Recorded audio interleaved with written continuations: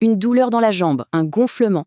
Et si c'était le signe d'une phlébite, c'est un sujet dont on entend souvent parler, mais qui reste parfois un peu flou. Pourtant, savoir en reconnaître les signes, c'est absolument essentiel.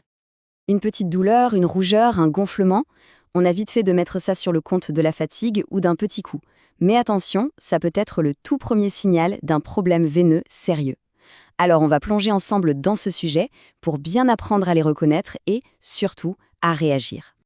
Bon, avant toute chose, il faut qu'on mette les choses au clair. On entend souvent les mots phlébite et thrombophlébite. On a l'impression que c'est la même chose, non? Eh bien, pas tout à fait. Et la nuance, vous allez voir, elle est importante. Pour faire simple, imaginez que vos veines sont comme des tuyaux. La phlébite, c'est quand la paroi à l'intérieur de ce tuyau s'irrite, elle s'enflamme. Et bien souvent, cette inflammation n'arrive pas toute seule. Elle est liée à la formation d'un caillot de sang juste à cet endroit. Et c'est là qu'on arrive au mot thrombophlébite. Lui, il est plus précis. Il confirme la présence de ce fameux thrombus, le caillot sanguin. C'est un peu comme un gros bouchon qui crée un embouteillage dans la circulation. Ce blocage peut se produire juste sous la peau, dans une veine dite superficielle, ou alors, et c'est là que le danger augmente, dans une veine profonde. Ok, maintenant la question que tout le monde se pose. Est-ce que je suis à risque? Comprendre les facteurs qui favorisent une phlébite, c'est vraiment la première étape pour pouvoir s'en protéger. Ce qui est intéressant, c'est que tous ces facteurs se résument en fait à trois grands mécanismes. Premièrement, tout ce qui ralentit la circulation du sang. Un long vol en avion, rester alité, ça crée une stagnation et le sang qui stagne, il a tendance à faire des caillots.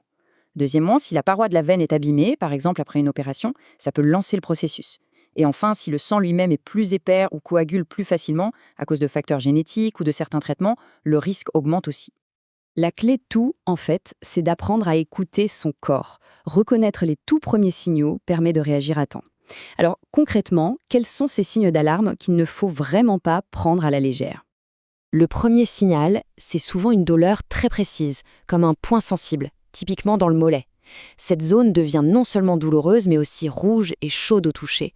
C'est la signature classique de l'inflammation qui s'installe le long de la veine. Ensuite vient le gonflement. C'est logique. Le caillot fait barrage, le sang ne circule plus bien et le liquide s'accumule dans les tissus. Du coup, la jambe enfle, la peau devient tendue, parfois même un peu brillante. C'est ce qu'on appelle un œdème. En plus de la douleur et du gonflement, beaucoup de personnes décrivent une sensation de lourdeur, comme si un poids était accroché à la jambe. C'est un inconfort permanent qui rend chaque mouvement pénible et qui doit vraiment alerter. Et puis, dans le cas d'une phlébite superficielle, il y a un signe parfois très net. On peut sentir sous la peau comme un cordon dur et douloureux. En fait, c'est la veine elle-même qui a durci à cause du caillot et de l'inflammation.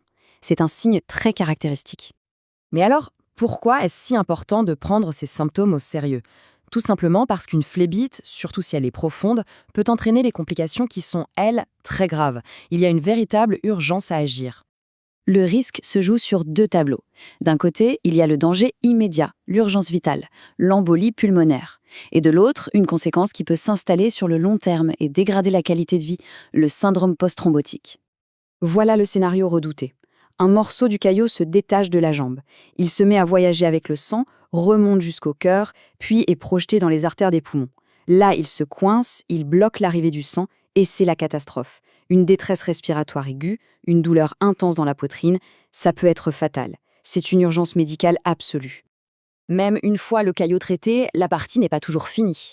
La veine peut rester durablement abîmée, un peu comme une route après un gros accident. Les petites valves qui aident le sang à remonter vers le cœur peuvent être détruites. Le résultat, une jambe qui reste lourde, qui gonfle en permanence, des douleurs chroniques et, dans les cas les plus sévères, des plaies qui n'arrivent plus à guérir, ce qu'on appelle des ulcères.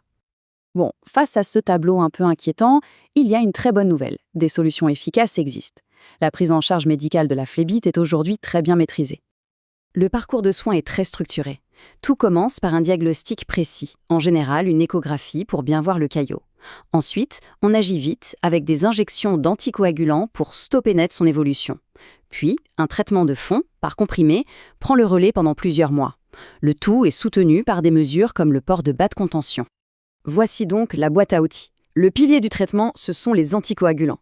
Attention, petite précision, ils ne dissolvent pas le caillot qui est déjà là, mais ils l'empêchent de grossir et préviennent la formation de nouveaux caillots. C'est le corps qui va se charger de résorber l'ancien. À côté de ça, la compression avec les bas aide le sang à mieux circuler et le mouvement, comme la marche, active les muscles du mollet qui agissent comme une pompe. Et bien sûr, tout ça en s'attaquant aux causes pour éviter que ça ne recommence. Alors, après tout ça, s'il ne fallait retenir qu'une seule chose de toute cette explication, quel serait le message essentiel, le réflexe vital à adopter? Ce message est d'une clarté absolue. Il ne faut jamais banaliser ces symptômes. Dans le doute, la sécurité prime toujours. Consulter un médecin sans attendre, c'est se donner la chance de poser le bon diagnostic et de commencer le traitement immédiatement. C'est ce geste simple qui peut prévenir des complications aussi graves que l'embolie pulmonaire. C'est le geste qui peut tout changer. Merci de votre attention.